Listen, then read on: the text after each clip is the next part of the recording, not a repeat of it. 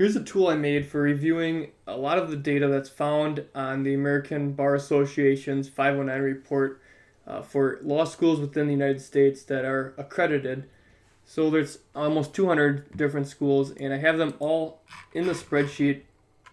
And all this information is equally accessible and locatable on this website.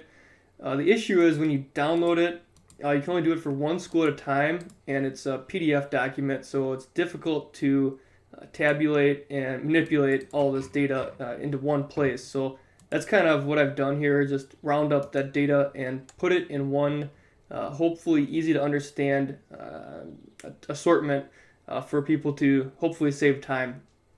Like I said, all this information is based off these 509 disclosures, which started in 2011 and have gone up until this point every year.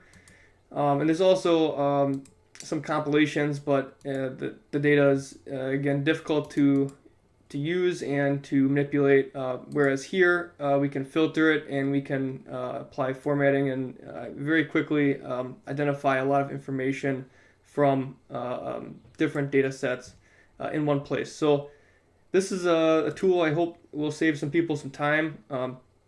And while I'm talking about the 509, so that's this website from the ABA, and that's where I got my raw data from. There's also Law Hub, and this is a great site to do even more for further in-depth research into each school. But the issue again here is you can compare up to, I believe, 3 schools at once, but the issue is you can't look at all of them at once and get all this in a tab, a chart type of data array. So back to my sheet, I'm just going to give an overview of exactly what I did here and then what potentially you can use it for. So I did abbreviate some of these schools, and if you have an issue with the name, I did include the download link for the 509 report for each school, so you can identify exactly which school I'm talking about via the physical address, phone number, website, and contact info for each school. And then also confirm the numbers, and there's additional numbers on the disclosure report that I omitted on my spreadsheet that are either too specific or too difficult to succinctly record in one place like the spreadsheet.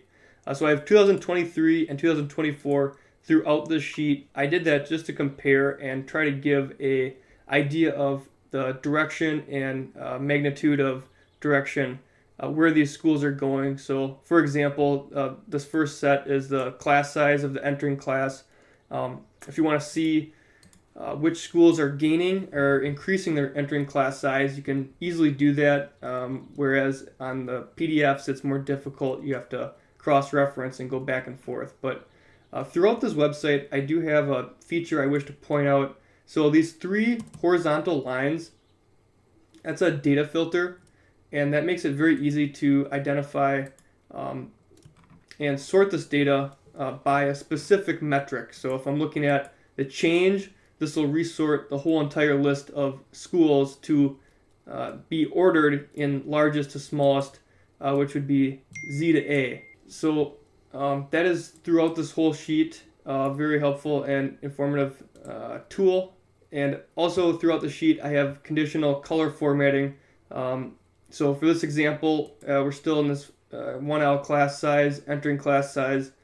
The darker number is a larger number, darker shade, larger number, lighter number, smaller number. So it's kind of meant so that if it's not sorted by that specific data set, I can see, oh wow, three LSAT point increase from these 2 years, and it just makes it easier to quickly see what you are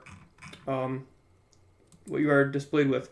And then I have LSAT percentiles, 25th median and 75th for both years, 23 and 24. And then the change is the last year, again, just like the class size.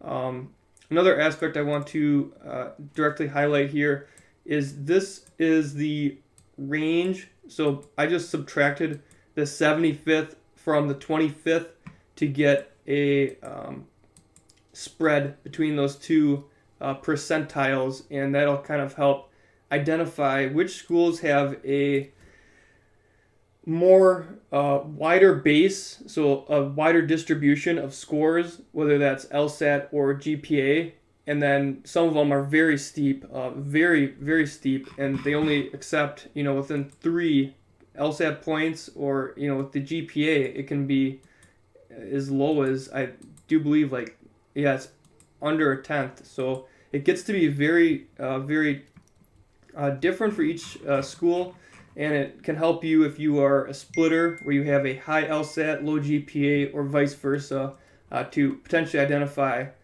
some schools, like for this instance, that may be willing to accept you if you have a lower LSAT, or a lower GPA than the median, because this shows that while this is the median, there's quite a range between the 75th and the 25th. So it may make it easier for you to identify schools that are appropriate for you to apply to, or you may get scholarship monies from. Moving on, so I do have the conditional formatting throughout most of the sheet. Now, in this section from AC to AL, I have the 2 years, 2023 and 2024, and these are formatted differently. So the rest of these are all formatted comparing all the schools. This is only for each school, so this is only a horizontal line between these cost breakdowns. So what I have is no discount, so it'd be you're paying full price tuition to attend XYZ law school, and then less than 1/2 off, so less than 1/2 scholarship, so you're paying 51 to 99% of the tuition. And then here is more than 1/2, so that means you're getting a scholarship 51% to 99% tuition off as a discount, or that's your cost. And then here's full ride, so this is 100% scholarship for your tuition. And then this is stipend, so this is a full ride, a scholarship exceeding the cost of tuition. And this does happen more frequently than I originally anticipated and understood. And I'll just filter that just to see here. So, different schools have different funding and methods and reasoning to do this, but year by year, you'll see there's like this one seems to be 51.49. That's a pretty consistent amount. This one, same thing, 31.29, and then 24.17. So those are pretty consistent between 2 years. I would say a pretty high percentage. I mean, almost over a quarter. So there may be schools where if you're seeking to get a full ride or a stipend, you could very easily pinpoint where that's likely to occur.